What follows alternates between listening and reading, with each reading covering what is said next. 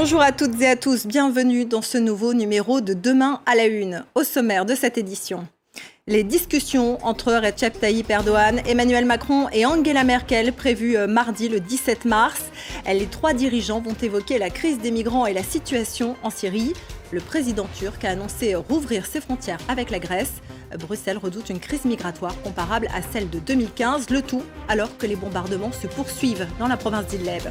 Et puis en deuxième partie, on parlera du procès de Benyamin Netanyahou qui s'ouvre mardi prochain également. Le Premier ministre israélien est poursuivi pour corruption, fraude et abus de confiance. Bienvenue à tous. Mardi, c'est donc la situation en Syrie et la crise des migrants qui seront au programme pour Recep Tayyip Erdogan, Emmanuel Macron et Angela Merkel. Les dirigeants vont se pencher sur la situation alors que Ankara refuse de retenir plus longtemps sur son sol des dizaines de milliers de migrants qui cherchent à rejoindre l'Europe. On va en profiter pour faire le point sur la crise en Syrie et plus particulièrement à Idlib et puis sur le bras de fer engagé par Ankara avec les Européens. À ce propos, pour en parler, j'accueille avec plaisir Sophie Malibaud. Bonjour. Bonjour. Vous êtes rédactrice en chef adjointe à RFI. Merci d'être avec nous. Et puis également avec nous pour cette édition, Ludovic Defoucauld. Bonjour, vous êtes notre correspondant à Istanbul. Bonjour. Merci à tous les deux d'être là. Sophie, je me tourne d'abord vers vous. Je voudrais remettre les événements dans leur contexte. La province d'Idlib, dans le nord de la Syrie, est depuis des mois le théâtre de violents affrontements, de bombardements de la part de Damas et de son allié russe. Et cette offensive, la Turquie s'y oppose. Oui, alors on est là dans un contexte avec une toute dernière évolution, c'est qu'on a un retour à un cessez-le-feu conclu et en plein arrangement entre la Russie et la Turquie. Mais c'est vrai qu'il y a eu une véritable escalade militaire ces derniers temps parce que Idlib, c'est vraiment le dernier réduit des rebelles syriens et Bachar al-Assad, avec l'appui de la Russie, veut reprendre cette portion de territoire qui est tout à fait stratégique. Il faut se rappeler un petit peu de cette histoire d'Idlib qui a toujours été donc en opposition à Bachar al-Assad, même à la famille al-Assad, puisque ça remonte aux années 70, et qui était pour cette raison même d'ailleurs un territoire délaissé par les Bachar el-Assad et son père. Et donc cette zone de la Syrie qui abrite donc des rebelles, mais qui n'a jamais abrité Daesh, ça il faut le préciser, qui était plutôt sous le contrôle à une période de Jamaat al-Nusra et puis d'autres groupes de rebelles syriens. Oui, plutôt proche d'Al-Qaïda que du groupe État islamique. Exactement. Mais ça, si vous voulez, l'armée syrienne et son allié russe ne font pas trop de différence entre les djihadistes, les combattants et la population civile.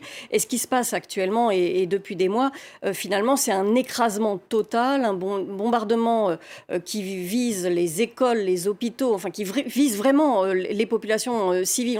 Et ce qu'il faut savoir aussi, c'est que ce qui s'est passé et ce qui fait que Erdogan, en ce moment, est très sensible sur le sujet, c'est que cette portion de territoire, l'armée syrienne a beaucoup avancé. Ce territoire qui était censé être dans un territoire de désescalade militaire a été énormément rogné et continue de l'être. Et même l'accord de cessez-le-feu conclu avec les Russes n'a pas permis aux troupes rebelles de reconquérir un axe routier qui relie Damas à Alep et qui est maintenant plus ou moins tombé sur le contrôle de l'armée syrienne. Alors justement, sur ces trêves qui ont lieu dans la région, on a vu donc il y a eu les accords d'Astana, malgré tout il y a eu des bombardements depuis. Ludovic Defoucauld, on a vu que la province d'Idlib, c'est le dernier bastion rebelle et djihadiste en Syrie pour l'instant, mais c'est aussi un point de tension donc, entre la Syrie et la Turquie. Il y a eu notamment cet épisode avec des soldats turcs qui ont été tués dans un bombardement syrien, et puis cette trêve d'Astana qui a été remplacée par une autre trêve il y a quelques jours, mais qui semble encore très fragile.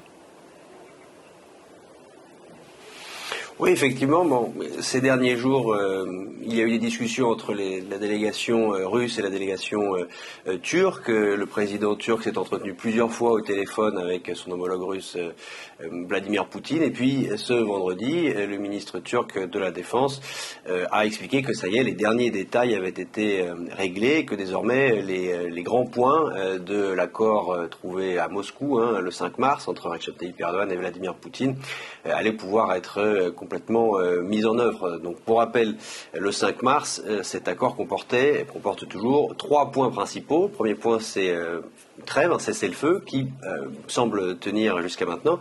Puis les 2 autres points concerne la M4, qui est l'une des 2 grandes autoroutes qui traversent Idlib. Donc la M4 est une grande autoroute qui traverse la Syrie d'ouest en est, qui part de la province de Latakia, juste à l'ouest d'Idlib, sur la côte méditerranéenne. Latakia, c'est le fief des Assad, qui après traverse le centre d'Idlib jusqu'à Sarakub, remonte à Alep et va jusqu'en Irak. Donc elle traverse Idlib dans le centre d'Idlib. Elle coupe, si vous voulez, la province d'Idlib en 2. Donc le premier point qui concerne cette M4 dans l'accord disait que des corridors de sécurité allaient devoir être établis de part et d'autre de cette M4, 6 km au nord, 6 km au sud. On sait désormais qu'il revient à la Turquie d'assurer la sécurité dans ces 6 km au nord de cette M4, et la Russie assurera la sécurité, établira le corridor de sécurité dans les 6 km au sud de cette M4. Donc c'est très important parce que au nord de la M4, dans cette zone de 6 km au nord de la M4, il y a des villes comme Jisr al-Shogur ou comme Aria qui sont aujourd'hui sous contrôle des rebelles et qui devront donc être pacifiés d'une certaine manière, ou en tout cas la Turquie devra s'assurer que ces groupes rebelles ne reprennent pas les armes et respectent la trêve. Et puis enfin, 3e point de l'accord, des patrouilles conjointes entre des forces de sécurité russes et forces de sécurité turques doivent être conduites sur une portion de la M4, et le ministre turc de la Défense l'a confirmé. Ces patrouilles commenceront bien ce dimanche. Il a aussi ajouté que des centres de coordination turco-russes seraient établis sur le territoire d'Idlib. Il y a aussi un point important, Ludovic. La Turquie a récemment déclenché l'article 4 de la charte de l'OTAN qui prévoit des consultations chaque fois que l'intégrité territoriale, l'indépendance politique ou la sécurité de l'une des parties est menacée. Mais les États-Unis ne veulent pas intervenir et les Européens sont embarrassés également par cette question. Oui, il y a de l'embarras, mais si vous voulez, le vrai problème, c'est que la Turquie est seule à Idlib. Elle n'est pas présente militairement à Idlib au nom de l'OTAN, elle n'est pas présente militairement à Idlib dans le cadre d'une coalition internationale. Elle y est seule. Et du point de vue occidental, son intervention ne répond en réalité qu'à l'ambition ou à l'aventurisme, c'est un terme qui est repris par les Européens, du chef de l'État turc. Ce terme aventurisme, évidemment, Ankara le rejette. Donc même si la Turquie déclenche l'article 4 et demande des consultations, l'OTAN ne peut rien faire, puisque pour que le jeu des alliances se mette en place au sein de l'OTAN, il faut qu'un des pays membres soit attaqué sur son territoire. Or, quand la Turquie a été attaquée le 27 février, avec cette attaque très meurtrière dont vous avez parlé, dans laquelle au moins 33 soldats turcs ont été tués, ce qui a déclenché l'opération bouclier du printemps turc en Syrie, mais ce n'était pas en Turquie, c'était même plutôt dans le sud de la région d'Idlib, donc loin des frontières de la Turquie. Donc l'OTAN ne peut pas légitimement, n'a pas vocation à intervenir pour aller soutenir la Turquie qui est sans mandat en Syrie. Sophie, on parlait de la pression migratoire. Bachar al-Assad se sert vraiment très clairement du nombre des millions de réfugiés syriens pour l'immense majorité, mais pas seulement, qui se trouvent sur son territoire et qu'il retient aux portes de l'Europe. Ça fait partie d'ailleurs de négociations il y a plusieurs années avec l'Europe. Et là, Recep Tayyip Erdogan menace d'ouvrir les portes pour à nouveau laisser des milliers de migrants affluer vers les côtes européennes. Derrière tout ça, il y a aussi quand même, avant d'en venir au côté turco-grec, il y a quand même ce qui se passe à la frontière turco-syrienne, puisque ce sont quand même 900 milliers de migrants qui ont été poussés et qui sont massés là en but à la barrière de sécurité turque.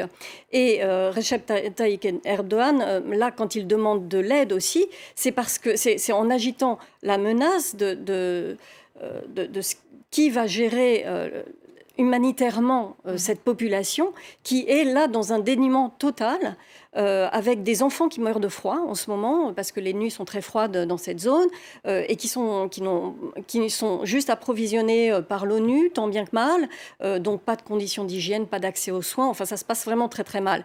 Et donc il y a toute cette peur de nouvelles migrations, parce que ce qu'on voit bien dans la façon dont le conflit est en train de se terminé plus ou moins en Syrie, c'est que ces populations-là, où vont-elles aller, puisqu'il n'est manifestement pas question qu'elles puissent rentrer sur leur territoire. Enfin, du moins dans leur perception, Bachar al-Assad n'en veut pas de ces gens. Il les expulse en bombardant leurs villes, leurs bâtiments, comme on disait tout à l'heure.